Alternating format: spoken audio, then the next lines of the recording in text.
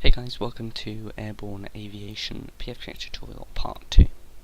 So last time we looked at the basics of PFPX, and today we're going to be looking at the slightly more complex side to the program. So today we'll be looking at ETOPS and TopCat. So first of all, ETOPS, what is it? Well, ETOPS is the extended operation for many two-engined aircraft. However, four-engined aircraft like the 747-800 are now included. Basically, it allows these planes to fly long distances that used to be off limits to the two-engined aircraft and the 747-800. It refers to the flight times between the diversion airports. So, for example, the 777-200 has an ETOPS time of 120 minutes, meaning it's not permitted to fly any route more than 120 minutes single-engine flying time to the nearest airport. Hope this makes slightly more sense when we go through it. And so this is how you plan it. So in front of you, you see PFPX, and you see that I've planned a flight from London Heathrow to JFK. We're in the American 777-200, and the flight number is 105. And so up here you see a button that says ETOPS setup, and this is what we're going to use. So we hit ETOPS and we come to the ETOPS page here. And so here are a load of airports that we can use for ETOPS.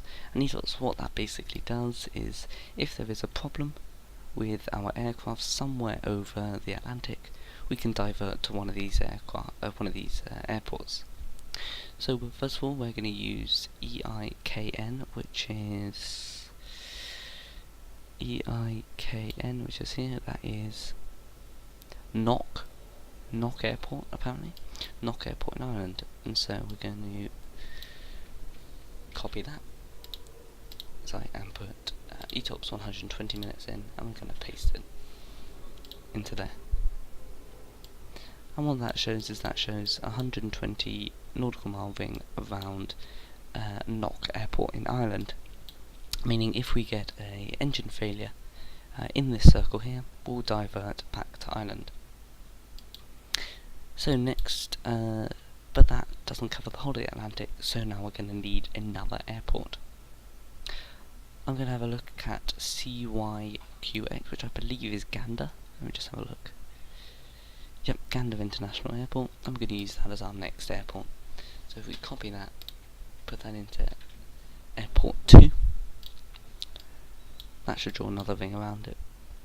However, this still isn't satisfied, because there is a gap here in the middle. That's the problem. So Gander Airport isn't going to work. So now we'll go back to BGBW. So let's have a look. What airport is that? It could be here somewhere in Greenland. No, I have no idea where this airport is. But hey, whatever. So we're just going to copy this. We'll soon find out. Just going to copy this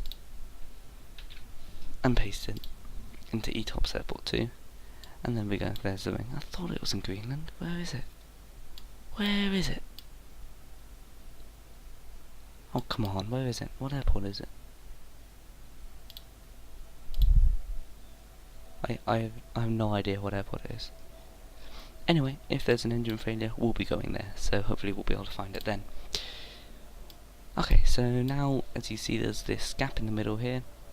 There's a cross section here, which means if there's a problem, we're covered through the whole crossing of the Atlantic, which is good. Okay, so now we've got ETOPS set up. Now we can just go ahead and compute the flight. These are some of the flights I did earlier, and we now release it. And yes, that's fine. The warnings are just going to be ETOPS warnings here, which they all are, so that's fine. So we're going down or North Atlantic track Foxtrot today, and the ETOPS all is fine. Very nice indeed. So once we've got all that added up in the flight plan, you'll see this 120 minutes ETOPS critical fuel summary, and this is going to tell you when your ETOPS waypoint number 1 starts, and when ETOPS waypoint number 2 starts. So that's useful to know. Alternatively, you can just put it into the FMC of the aircraft and it'll draw a ring around the airports, which maybe I'll show in a later video. Okay, so now that's ETOPS very quickly. That's it in a very brief summary. But that's how you get it to work in PFPX, and so PFPX is happy, and you are happy that when you're crossing the Atlantic, if you have an engine failure, you know where to go. Okay, so now moving on to TopCat, or Takeoff and Landing Performance Calculation Tool. It looks, not quite sure how that stands for TopCat, but apparently it does. Apparently landing doesn't have to be in the acronym. Anyway, so now on to TopCat. So now we're just going to replan this flight, and we get back to this stage here. And the important thing here is how to add TopCat to your aircraft. So go aircraft database again, go to the aircraft that we're using, edit, and TopCat performance tool, just go edit and add the 200 LR and apply. Now that'll give us TopCat, or takeoff performance calculation tool, for this aircraft. And these two here should light up. Now TopCat isn't technically, TopCat is, I should note, a separate add-on. You have to pay a little bit extra to it, but they both link in really nicely. So we're going to take off, and this pop-up screen will come out here. And it's important to calculate it after you've released the flight, so all the numbers make sense. We're going to calculate and apply. And same with the landing. Calculate and apply. So now that means when we compute the flight, go flight plan, update the performance data. You can see here TopCat is in our flight plan, which means so it shows here the weight, what condition the runway is, the outside air temperature, the QNH, and the wind. It also tells us that today we'll be departing via flaps 5, we'll derate to 49 degrees, this is what you put in your engine performance page. Anti-ice is off and air conditioning of the packs are on.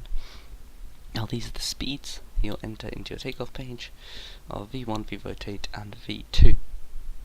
And the engine out also here is important, so you know where you're going if you get a engine out after V1. So you climb straight ahead to 1600 feet, then you'll turn right to Bovingdon, and then climbing to 4000 feet, and then you hold at Bovingdon. That's what happens, and the same with the landing data for JFK. So the weight, the runway condition, the outside air temperature, the QNH, and the wind. Then what flaps you'll be landing at, anti-ice is off and packs are on, and the V reference and the V approach speed you can add in to your FMC when necessary. So now we've got a flight plan that includes ETOPS and includes our takeoff data. So we can release that, yes, yes, and there it is, perfect. And then if we wanted to get a load shoot, we can send the results to TopCat. TopCat will pop up.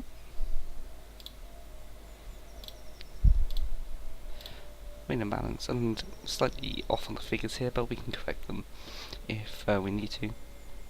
I'll just put random in just for purposes.